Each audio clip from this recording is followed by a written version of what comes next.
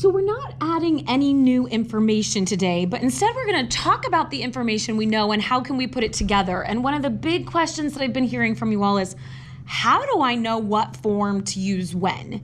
And that's exactly what we're going to be talking about today. Okay, what form to use when?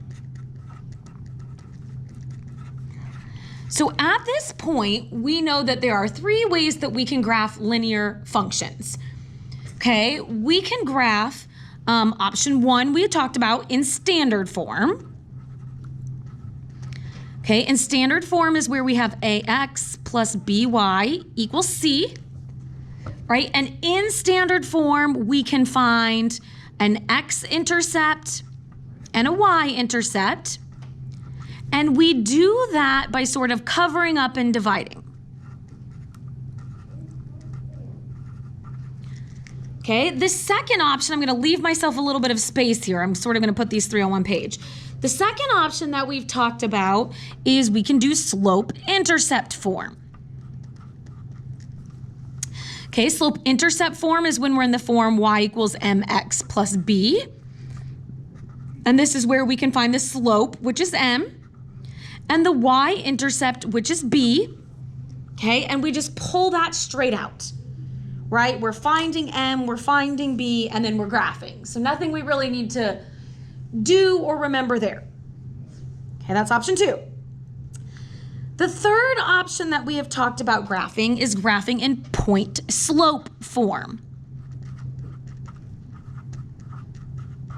Okay, and point slope is when we have the y minus y sub 1 equals m times x minus x sub 1. Okay, and this is where we can find a slope, which is our m. That's a terrible m. I'll just rewrite that as slope. That might make more sense there. And we can find a point. And here the key thing that we need to remember is that when we're finding that point, right, we need to change the sign of what they look like. That formula tells us to take the opposite. So the first thing I always challenge my students to do is think about how these look different from each other. What are some visual cues that tell us we should solve a certain way? So one of the first things that my students tend to notice is that up here, x and y are on the same side. So if we're just looking at a visual cue, x and y are together.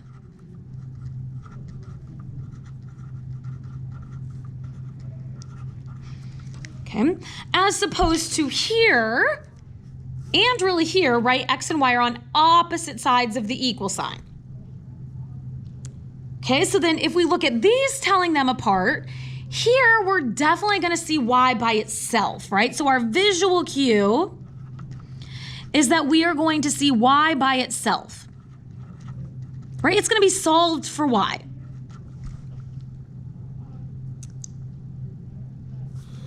Okay, whereas down here, our largest visual cue is really those parentheses. Right? If we see those parentheses, that might be a good indicator that we're down here. Okay, and the biggest thing I tell my students is that the more you practice with the various forms, the more you'll sort of just look at it and recognize what it is. So if we look at just a couple problems here, which I'm not doing these in any specific order, let's say we want to graph y equals 1/2 x minus 5. Okay, so if we're like, oh man, I don't know what I should do, hopefully our brain goes, okay, well, my visual cue is that y is by itself, right? This is solved for y, which means I want to be considering slope-intercept form.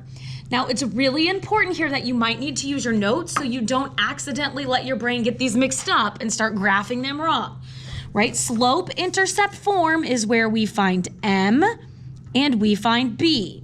So m is 1/2. M is the only one that we always have as a fraction. Do not turn anything else into a fraction. Okay, b is -5. Okay, it also helps if you really understand what these letters stand for, right? B stands for our y-intercept. What is a y-intercept? It's where a line crosses the y-axis. M stands for slope. What is slope?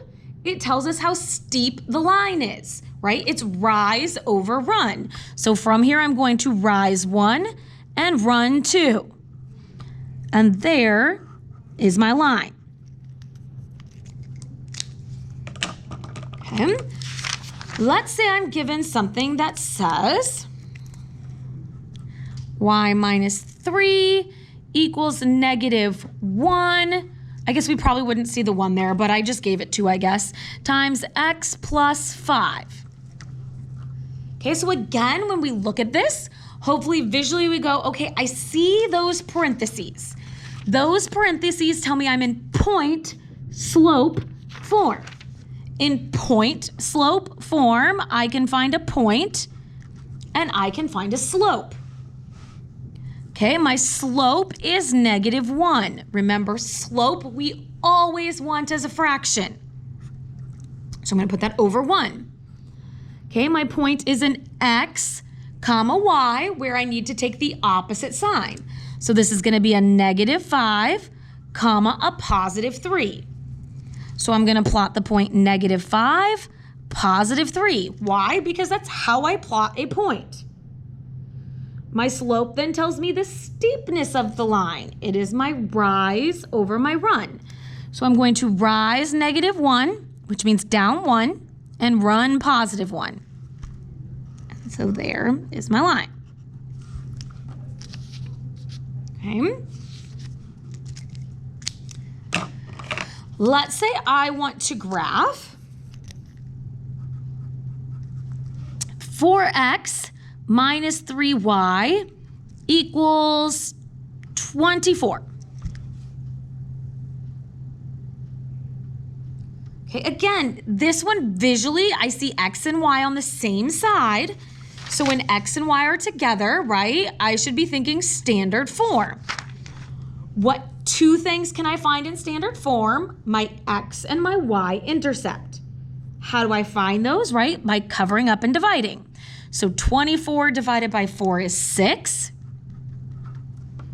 If I cover up here, I'm going to divide by negative 3. Now again, these are not m, so no fractions. None of this tells me slope. Instead, this tells me my x-intercept. My x-intercept is where something crosses the x-axis. So that's going to be at 6. Where does this cross the y-axis? At negative 8. So there is my line.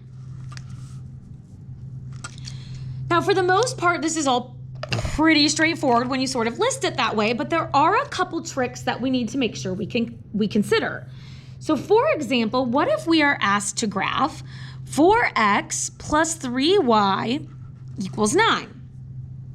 Okay, no problem. We look at this and we say, oh yeah, x and y are together. That's my visual cue.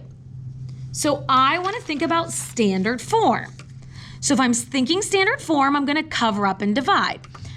Except now when I cover up and divide, I end up with 9 divided by 4. And that's going to give me a fraction intercept. And we do not like to approximate in here. Well, at least Mrs. McKinney doesn't, and I make the rules, right? So we also need to add to this that not only are x and y together, we need to have no fraction intercepts. So if we decide it is standard form, we're gonna have to check. So we just checked and we got a fraction. Oh, bad news. Okay, so since we don't want fraction intercepts, our solution to that was that if we did get a fraction, right, we would solve it for y and change it into slope-intercept form. Okay, so we want to now, after we looked at this, right, we said, okay, we think this is standard form. Visually, that's our cue. We checked the intercepts. Uh-oh, it is a fraction. So I then need to solve this for y. Okay, so when we solve for y, I move my x first. We've been doing this for quite a while now.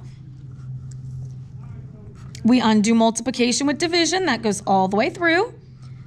And so now I have y equals negative 4/3 x plus 3. And I actually then want to graph this one in slope intercept form. Okay, which means my B is 3, which is my y-intercept. So on my y-axis, I'm at 3. I'm going to go down 4 and right 3.